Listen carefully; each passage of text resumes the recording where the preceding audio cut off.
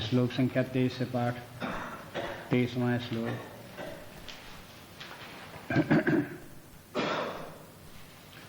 यत्र काले त्वनावृत्तिम् आवृत्तिं चैव योगिनः प्रयाता यान्ति तं कालम् वक्ष्यामि भरतर्षभ। अग्निर्ज्योतिरः शुक्लः षण्मासा उत्तरायणम् तत्र प्रयाता गच्छन्ति ब्रह्मबृन्दविदो जनाः। धूमो रात्रिस्तथा कृष्णः षण्मासा दक्षिणायनम् तत्र चान्द्रमसं ज्योतिः योगी प्राप्य निवर्तते। शुक्लकृष्णे गतीयेते जगतः शाश्वते मते। एकया यात्यनावृत्तिम् अन्यया वर्तते पुनः। नेतै श्रुति पार्थ जानन् योगी मुह्यत कश्चन। तस्मात् सर्वेषु कालेषु योगयुक्तो भवार्जुन। नैते श्रुति पार्थ जानन् योगी मुह्यत कश्चन। तस्मात् सर्वेषु कालेषु योगयुक्तो भवार्जुन।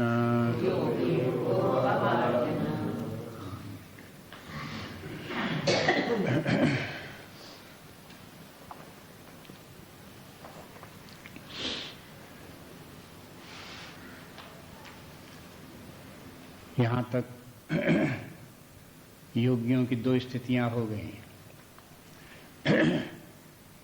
उसमें दो मार्ग करके बता दिए। दो मार्ग हैं। मार्ग कोई दो नहीं, एक ही मार्ग है। एक अधूरा मार्ग है, एक पूरा मार्ग है। जो व्यक्ति विकास करता हुआ ऊपर की तरफ चलता है, आध्यात्मिक विकास करता हुआ, तो एक व्यक्ति तो ये है कि जो लक्ष्य तक नहीं पहुंचा तो उसका पुनरागमन होता रहता है। फिर सही धारण करना पड़ता है, फिर साधना करो, फिर कुछ ऊंचाई तक पहुंचो, फिर शरीर में आ जाओ। ये तब तक व्यक्ति को चलता रहेगा। और जिस समय व्यक्ति पूर्णता को प्राप्त कर लेगा, लक्ष्य को प्राप्त कर लेगा, तो फिर लौट करके नहीं आएगा। माने वही साधना करते हुए आगे बढ़ते बढ़ते एक समय स्थिति आएगी जबकि वो अपने आत्मभाव में, परमात्मा भाव में स्थित हो गया। अभी यहाँ अब क्या हुआ, ये अपुनरावर्ती गति हो गई। तो ये गतियां दो प्रकार की हैं। एक गति वो है जबकि पुनरावर्ती चल रही है, दूसरी अपुनरावर्ती है।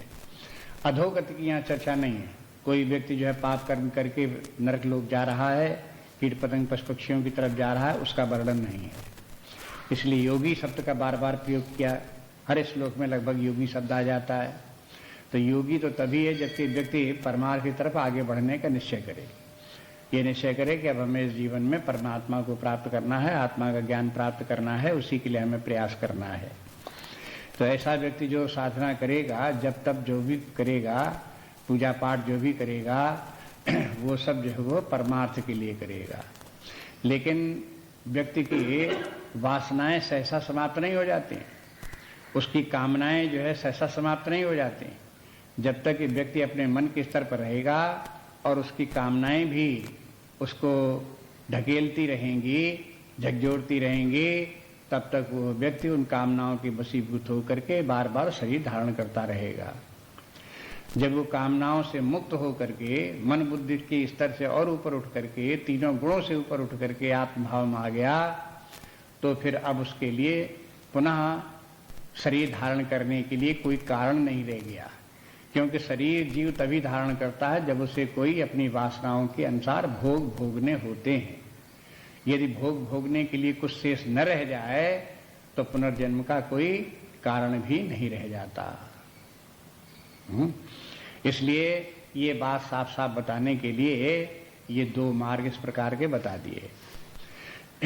इन दो मार्गों में वही जो दो मार्ग प्रारंभ से चले आ रहे हैं, 7वें अध्याय में भी बताए थे, 8वें अध्याय में भी बताए कि दो मार्ग के माने ये है कि जब विकास, आध्यात्मिक विकास व्यक्ति का होता है तो पहले वो संसिद्धि प्राप्त करता है और दूसरे बात उसके बाद फिर वो परम गति प्राप्त करता है। अनेक जन्म संसिद्धि ततो याति पराम गतिम। तो अनेक जन्म संसिद्धि की व्याख्या तो ये है कि व्यक्ति धूम्र मार्ग से होता हुआ, राग द्वेष में पड़ता हुआ, उनका भोग भोगता हुआ बार बार जन्म धारण करता है और उसी में वो अपनी साधना भी करता रहता है। करते करते किसी जन्म में फिर संसिद्धि प्राप्त हो जाती है। जब संसिद्धि प्राप्त हो गई तब फिर उसके बल पर फिर वो हो परमात्मा का ज्ञान, परमात्मा की भक्ति, परमात्मा में स्थित होने की फिर वो हो योग्यता उसमें आ जाती तो उसे भी प्राप्त कर लेता है। और जिस जीवन में वो परमात्मा को प्राप्त कर लेता है उस जीवन में फिर वो मुक्त हो गया और फिर से सही धारण नहीं करना पड़ता। तो ये भी दोनों मार्ग जो हैं, एक मार्ग संसिद्धि का मार्ग है और दूसरा मार्ग उसके आगे का मार्ग है। उसके दो मार्ग मन दो पैरेलल मार्ग नहीं है। ऐसे नहीं एक मार्ग ये है दूसरा मार्ग ये है, ऐसे नहीं है। एक के बाद एक मार्ग है। प्रारंभिक मार्ग अध्यात्म का मार्ग है संसिद्धि का, जिसमें जब तक उसमें व्यक्ति रहता है तब तक उसका पुनरागमन होता रहता है। और पुनरागमन का एक उदाहरण आपको ये भी बता दिया कि व्यक्ति रोज रोज सुखी दुखी होता रहता है, परेशान होता रहता है। कभी प्रसन्न हो गया तो उच्च स्थिति को प्राप्त हो गया, कभी दुखी हो गया तो नीचे स्थिति पर आ गया। ये क्या है? ये पुनरागमन है। ये मूड जो चेंज होते रहते हैं ये पुनरागमन है। बार बार की जो है पुनर्जन्म जैसा है ये। और यही पुनर्जन्म जो शरीर छूटता है तो दूसरा शरीर प्राप्त हो जाता है, तो यही मूड चेंज वहां पर भी है। अब एक व्यक्ति का जो मूड चेंज हो गया स्वर्ग चला गया, मूड चेंज हो गया नरक चला गया। आपको बता चुके हैं, देखा कि मांडू के कारिका में अद्वैत विकरण में ये बात आ चुकी कि यह जो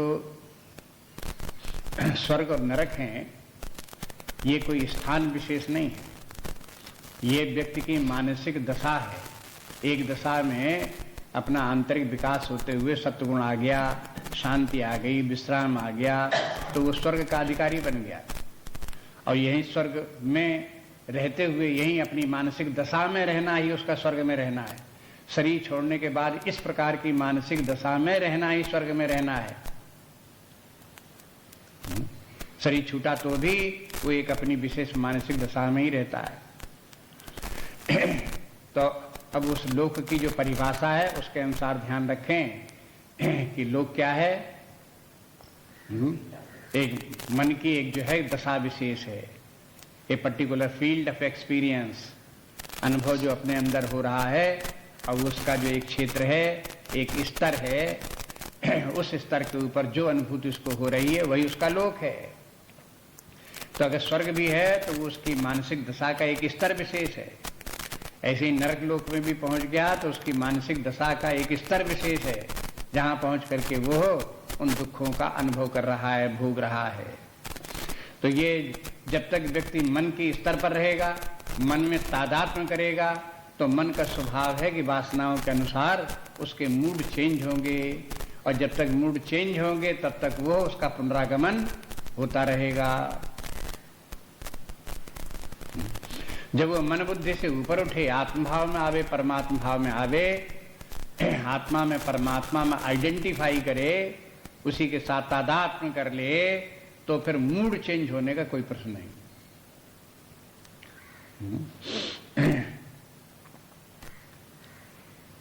अप्राणः अमनः शुभ्रः, ये वैदिक मंत्र है उपनिषद का।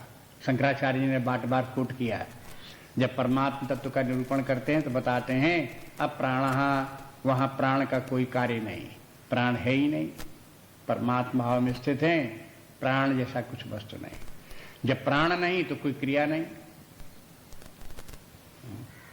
प्राण से ही समस्त क्रियाएं होती हैं। इसलिए जो व्यक्ति आत्मभाव में स्थित है उसके लिए कर्म जैसी कोई वस्तु है ही नहीं, क्रिया जैसी कोई वस्तु है ही नहीं। अप्राणा अमना, और फिर वो अमना है, उसमें मन भी नहीं है।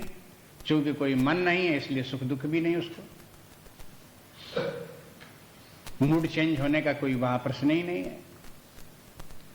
इस प्रकार की स्थिति पर उसमें आ गई। अमना शुभ्रा, शुभ्रा के माने वो हो बिल्कुल शुद्ध है, निर्विकार है,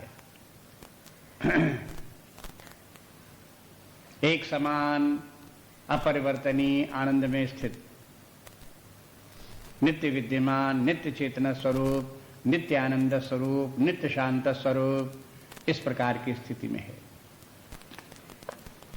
तो ये जो स्थिति है इसमें ये अपुनरावर्ती स्थिति है। ये बात को समझाने के लिए इस प्रकार से ये बोल दिया। इसमें दो मार्ग बता दिए। तो दो मार्ग जो बता दिए, तो एक तो बिल्कुल ही साधारण व्यक्तियों के लिए, भौतिक लौकिक वस्तुओं के लिए ये दो मार्ग हो गए। तो उनको लगता है कि दिन रात होते हुए, उत्तरायण दक्षिणायन होते हुए जो शरीर छोड़ते हैं उनको ये प्रकार की गतियां प्राप्त हो जाती हैं। वो काल के साथ इसको जोड़ करके रखते हैं। लेकिन कुछ लोग जो आगे और बढ़े, जिनको जिज्ञासा होती है, वो जानना चाहते हैं कि दो मार्ग क्या हैं। उत्तरायण में शरीर छोड़ने पर तो जाने कितने लोगों को शरीर छूटते, पापी पुण्य आत्मा सभी शरीर छोड़ते हैं, सभी मुक्त हो जाते हैं क्या?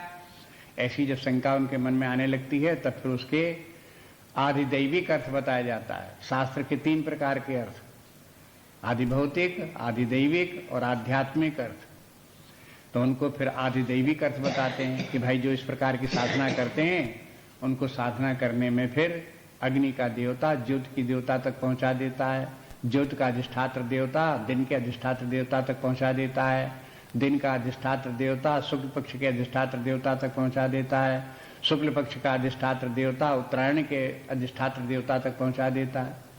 इस प्रकार से अधिष्ठात्र देवता है और वे देवता ये कार्य करते रहते हैं कि उस जीव को धीरे धीरे आगे बढ़ाते रहते हैं, आगे ले जाते हैं और मार्ग में आगे ले जाते हैं।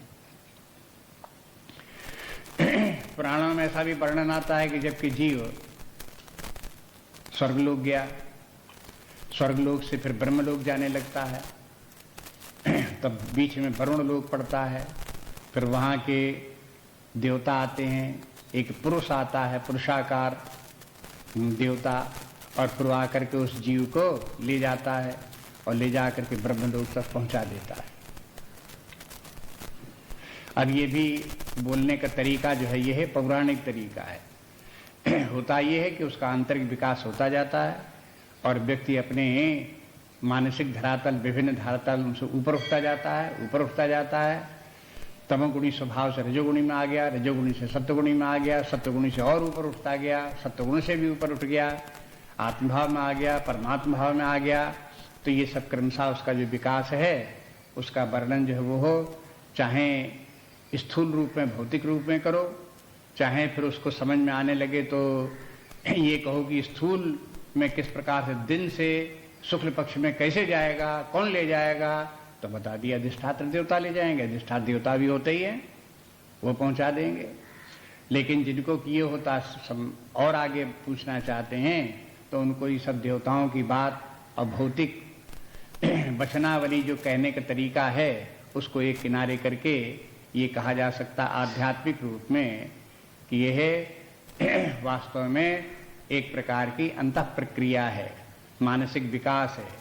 तमोगुण से रजोगुण सत्वगुण से होता हुआ व्यक्ति अपने समस्त मानसिक विकारों से मुक्त हो करके और फिर परमात्मा का ज्ञान प्राप्त करके परमात्मा भाव को प्राप्त कर लेता है। ये जो मार्ग है यही एक मार्ग है। बस इसी मार्ग का नाना प्रकार से वर्णन किया गया। इसके लिए व्यक्ति को प्रयास करना चाहिए, अभ्यास करता रहे, आगे बढ़ने की कोशिश करता रहे। अब इस श्लोक में 27वें श्लोक में ये कहते हैं कि देखो जिसको कि ये बात समझ में आ जाएगी कि ये दो मार्ग इस प्रकार के हैं वो क्या करेगा। कहते हैं एते श्रुति पार्थ जानन, हे पार्थ जो इन दोनों मार्गों को जानता है, श्रुति माने मार्ग, इन दोनों मार्गों को जो व्यक्ति जानता है तो वो योगी न मोहियत कश्चन, वो योगी कभी भी मोह में नहीं पड़ता। ये जो प्रारंभ में ना है, इसको मुह्यत के पहले ले जाओ, मुह्यत के पास। योगी न मुह्यति, योगी मोह में फिर नहीं पड़ता। अब योगी के मोह के पड़ने के माने, अब देखो योगी शब्द यहां पर भी आ गया, पिछले श्लोकों में भी योगी योगी शब्द था। योगी के माने जो योग साधना कर रहा है।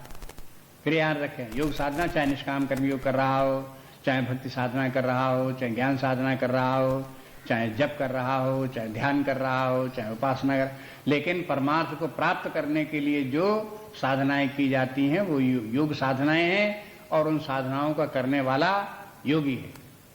तो ऐसा योगी फिर व्यक्ति मोह में नहीं पड़ता कि माने वो फिर उसका पतन नहीं होता, फिर वो भौतिक जाल में पड़ करके संसारी जीवन में नहीं आता। ये नहीं कि उसने योग साधना छोड़ दे, जब तक इत्यादि छोड़ दे, स्वाध्याय छोड़ दे, वो फिर छोड़ता नहीं है। ऐसा नहीं कि इनको सब कुछ छोड़ करके बैठ गया और फिर वही संसार के इंद्रिय भोगों, विषय भोगों में, शारीरिक सुखों में, उन्हीं में लिप्त होकर के रह गया, ऐसा फिर उसके साथ में नहीं होता। इसके माने कोई कोई योगी ऐसे होते हैं, योग साधना करना तो शुरू करते हैं, उन्होंने माने जब करना शुरू किया, पूजा करनी शुरू की, भगवान का ध्यान भजन करना शुरू किया, लेकिन थोड़े दिन किया, उसके बाद बंद कर दिया। और बंद कर दिया, फिर उसके क्या किया, अरे काई सब टंटा बेकार है, इससे कुछ नहीं होता, इससे कोई लाभ है कुछ नहीं, बेकार का समय नष्ट होता। और उतनी देर अपने संसार के कामों में लगे, संसार के इंद्रिय भोगों को प्राप्त किया, उनको भोगा, उन्हीं में मनोरंजन कर लिया, उसी को जीवन का सुख मान लिया, उसी में लिप्त होकर रह गए। ये क्या हुआ, योगी का पतन हो गया, मोह में पड़ गया योगी। तो ये योगी मोह में कब तक पड़ते रहते हैं, जब तक उनको ये पता नहीं कि ये साधना का फल क्या है। जो कुछ साधना कर रहे हैं, अंत में किस लक्ष्य पर पहुंच जाएंगे और वहां क्या गति उनको प्राप्त हो जाएगी, आगे कैसे कैसे व्यक्ति का विकास होता जाता है, क्रमशः किस प्रकार से साधना आगे बढ़ती, जिनको ये सब बातें मालूम नहीं है, वो भ्रांति में रहते हैं और योग साधना को छोड़ भी बैठते हैं। इसलिए कहते हैं कि फिर वो व्यक्ति जो इसको साफ साफ समझ में आ गया ये अध्यात्म मार्ग किस प्रकार का है, तो फिर वो मोह में नहीं पड़ता। न मुह्यति कंचन, कंचन मन रंच मात्र भी मोह में नहीं पड़ता, मोह बिल्कुल त्याग देता। अब मोह का तात्पर्य क्या हुआ, ये बात मोह शब्द से मुह्यत बन गया, मोह का क्रिया बना दिया, मोह में नहीं पड़ता, मोहित नहीं होता, मोह जाल में नहीं फंसता, ये क्रिया हो गई उसकी। लेकिन मोह क्या है कि बस इंद्रिय भोगों को ही जीवन का सर्वोपरि समझ लेना, उन्हीं को सत्य समझ लेना, उन्हीं को सुखदायी समझ लेना और उन्हीं में लिप्त हो जाना, उन्हीं पर निर्भर हो जाना, उन्हीं की शरण में चले जाना, मोह है।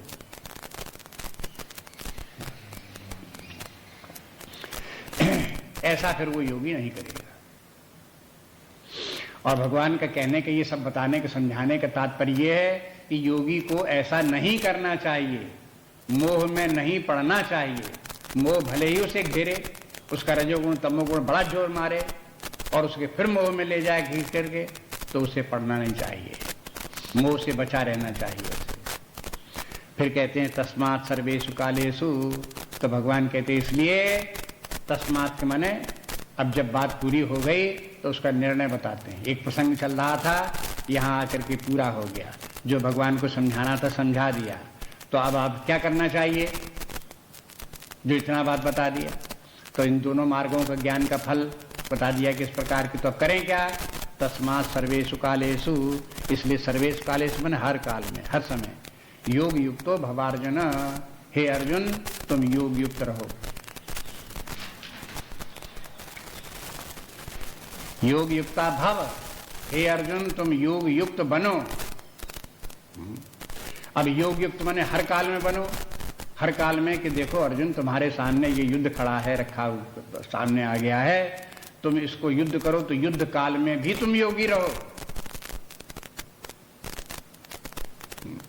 अब ऐसा नहीं कहो कि अभी चलो युद्ध कर लेते हैं, उसके बाद फिर योग साधना हम करेंगे। गीता का ये सिद्धांत नहीं है कि पहले एक काम कर लो उसके बाद दूसरा करेंगे। संसार में एक भ्रांति ये भी फैली हुई है कि अरे अभी क्या, अभी तो हम गृहस्थ हैं, संसारी जीवन जी रहे हैं, इसको कर लेने दो, उसके बाद फिर हम योग साधना करेंगे, ध्यान करेंगे, पूजन करेंगे, उसके बाद करेंगे।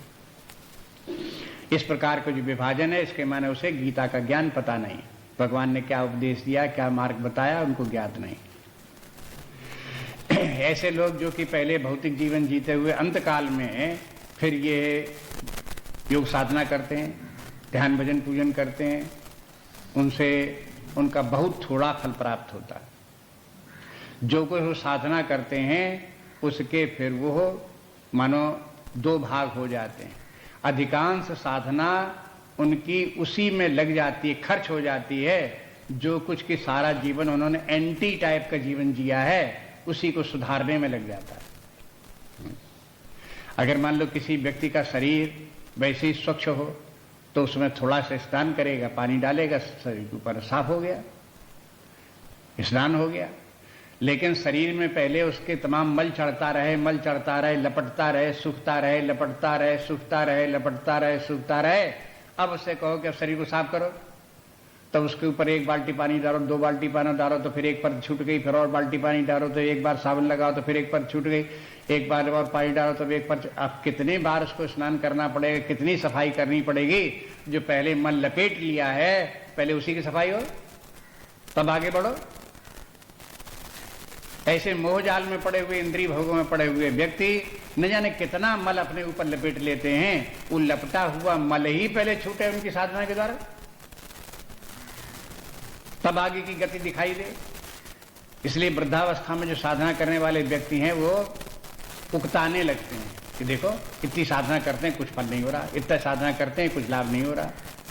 न जाने कितने लोग हमको इस प्रकार की साई को मिलते रहते हैं और बार बार कहते रहते हैं कि हम साधना करते हैं, फल कुछ नहीं समझ में आता, हमें ये नहीं समझ में आता क्या फायदा हुआ। अरे समझ में क्या आया, जितनी साधना आपकी है तो पहले से जो आपने अपने चित्त में मल इकट्ठा कर रखा, पहले उसको साफ हो रहा, वो कौन आपको दिखाई देगा कितना साफ हो गया। जब पहले सुधर सफाई हो जाएगी तब आगे देखना कि आपको क्या लाभ हो रहा है। इसलिए सिद्धांत ये है, अध्यात्म विद्या का सिद्धांत ये है कि हमेशा से, बाल्यकाल से, युवा काल से, चाहे आप गृहस्थ जीवन जी रहे हो, चाहे भौतिक जीवन जी रहे हो, चाहे इंद्रिय भोगों का जीवन जी रहे हो, तो भी योग साधना किए रहो। योग साधना क्या किए रहो, निरंतर जो है परमात्मा की पूजा करते रहो, जप करते रहो, ध्यान करते रहो। ये साधनाएं निरंतर करते रहो।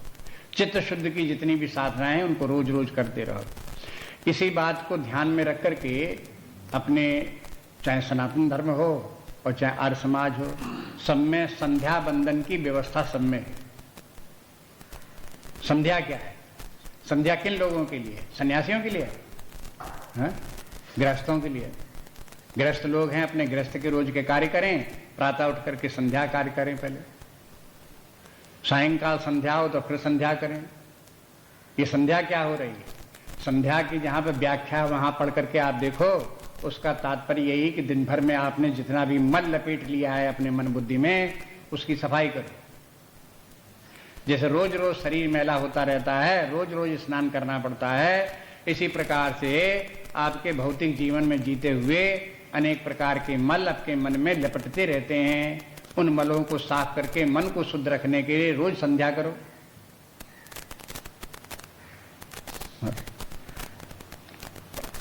अब ये नहीं करते रहोगे तो मल चपटता रहेगा और मन रोगी होता रहेगा। जब जैसे शरीर बहुत मलिन हो जाता है तो शरीर में रोग लग जाते हैं, ऐसे मन बहुत मलिन हो जाता है तो उसमें रोग लग जाते हैं। रोगी मन हो गया, विक्षिप्त मन हो जाता है, अशांत मन हो जाता है, फिर संभाले नहीं संभलता, फिर मन इस प्रकार की दशा आ जाती है। इससे बचने के लिए उपाय ये है कि व्यक्ति जो है वो कि संध्या बंदन करता रहे, नित्य साधना करता रहे, नित्य योगी। तस्मात् सर्वेषु कालेषु, सर्वेषु कालेषु के माने आजीवन इसको करते रहो, हर अवस्था में करते रहो, जो भी कार्य करते हो उस समय करते रहो। तो बस यहीं से निष्काम कर्म योग भी प्रारंभ हो जाता है। जब कोई व्यक्ति भौतिक जीवन में अपने कर्म कर रहा हो, धनोपार्जन का कार्य कर रहा हो, नौकरी कर रहा हो, व्यापार कर रहा हो, तो भी उसे निष्काम भाव से करने का अभ्यास डालना चाहिए।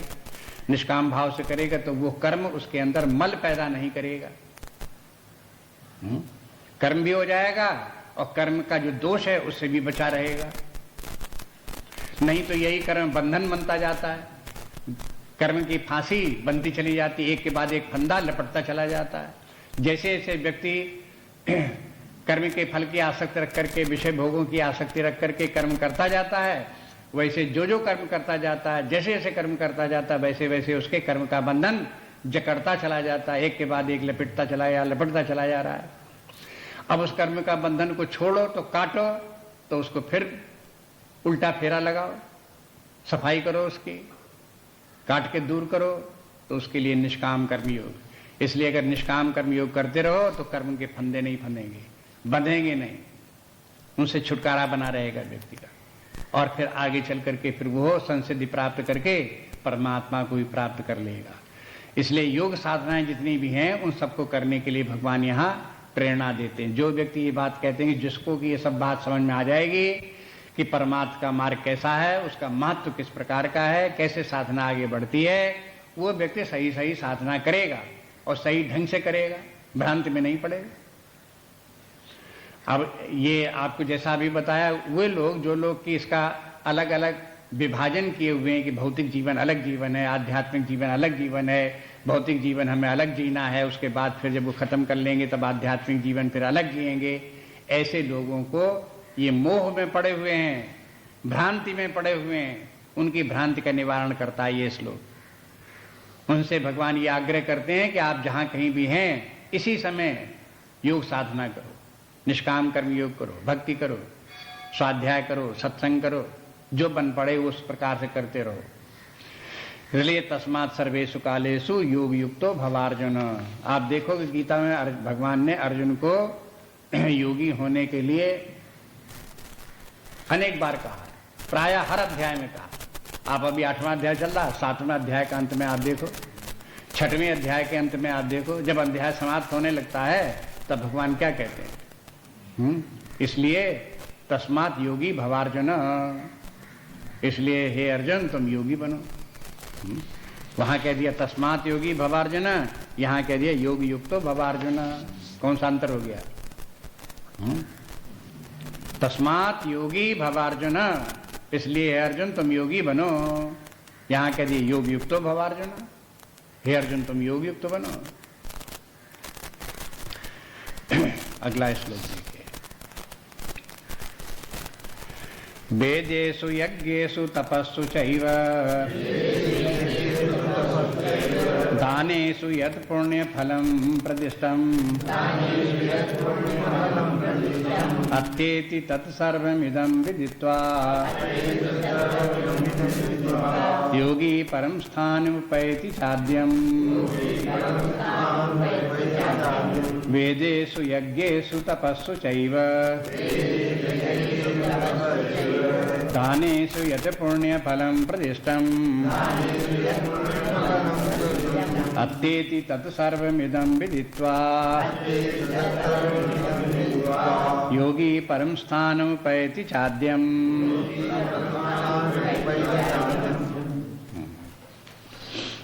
इस श्लोक में देखिए, वेदेषु, वेदों में जो यज्ञ दान और तप ये जो कहे गए हैं, वेदेषु यज्ञेषु तपस्सु, उसके बाद दानेषु यत् पुण्य फल प्रतिष्ठम, इनके पुण्य फल होते हैं, और वो कहे गए वेदेषु प्रतिष्ठितम, वेदों में यज्ञ का, दान का, तप का ये जो है उत्तम फल बताया गया है। एक बात तो ये हुई। फिर कहते हैं अत्येति तत्सर्वमिदम, इनका जो पुण्य फल प्राप्त होता है उसके भी और आगे का फल, माने ये सब फल प्राप्त करके और आगे निकल जाना, अत्येति माने उसके भी आगे निकल जाते हैं। विदित्वा इदम विदित्वा, इदम विदित्वा माने इसको जान करके। जो व्यक्ति इसको समझ लेता है कि योग के द्वारा, परमार्थ की सिद्धि के द्वारा कौन सी परम गति प्राप्त होती है और उसके लिए योगी योग साधना करता है, वो ये यज्ञ दान तप इत्यादि का जो फल है वो जहां तक व्यक्ति को जीव को पहुंचाता उसके आगे निकल जाता है। योगी परम स्थानम उपैति, फिर योगी को परम स्थान प्राप्त हो जाता, परम गति प्राप्त हो जाती है। आद्यम, आद्यम आदि स्थान, आदि स्थानम आपनोति, उसको फिर परम स्थान आदि स्थान प्राप्त हो जाता है। अब पहले देखिए पहली पंक्ति का तात्पर्य क्या है, इसको स्पष्ट समझ लें। जब व्यक्ति जो है वो हो अपने स्वधर्म का, सामान्य धर्म का पालन करता है और इसके साथ यज्ञ दान तब भी करता है तो वो स्वर्ग तक पहुंच जाता है। ये वेदों में कहा गया है। पहली पंक्ति में भगवान ने ये बताया, याद दिला दिया आपको कि यदि व्यक्ति अपने स्वधर्म, सामान्य धर्म का पालन नहीं करता और विपरीत आचरण करता है, अधर्म में पड़ता है, तो उसकी अधोगति होती है। उसकी तो बात ही छोड़ दो। लेकिन जो व्यक्ति स्वधर्म का पालन के माने व्यक्ति की जैसे तमोगुणी, रजोगुणी, सत्वगुणी के अनुसार जिस प्रकार का जिसका स्वभाव है उसके अनुसार जो उसका कर्तव्य कर्म बनता है उस कर्तव्य कर्म को करता है, नंबर एक बात। दूसरी बात, जो सामान्य धर्म है, सत्य, अहिंसा, अस्तेय, अपरिग्रह इत्यादि, इनका भी जो पालन करता है, सत्य के मार्ग पर चलता है, अहिंसा के मार्ग पर चलता है,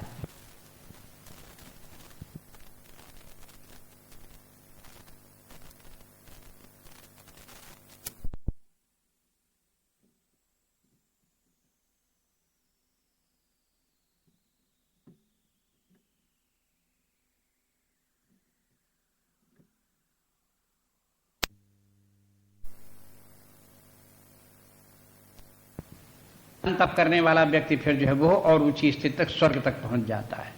कहने का तात्पर्य है कि यदि व्यक्ति सामान्य धर्म, स्वधर्म का पालन करता है तो भौतिक सुख कीर्ति तो मिल ही जाती है, लेकिन यज्ञ दान तप करता है तो उसको स्वर्ग में, स्वर्ग भी पहुंच जाता है वो व्यक्ति। लेकिन ये यज्ञ दान तप व्यक्ति को स्वर्ग तक ही पहुंचाते हैं, उसके आगे नहीं ले जा सकते, क्योंकि ये भी 3 कर्म हैं और कर्मों का फल जहां तक है तहां ही तक है। कर्मों का फल जो है वो सुख भोग है, वो सुख भोग अधिक से अधिक स्वर्ग कहला सकता है और उस स्वर्ग तक उसकी गति हो जाएगी, वहां तक पहुंच जाएगा। लेकिन उसके आगे यज्ञ दान तप व्यक्ति को नहीं ले जा सकते।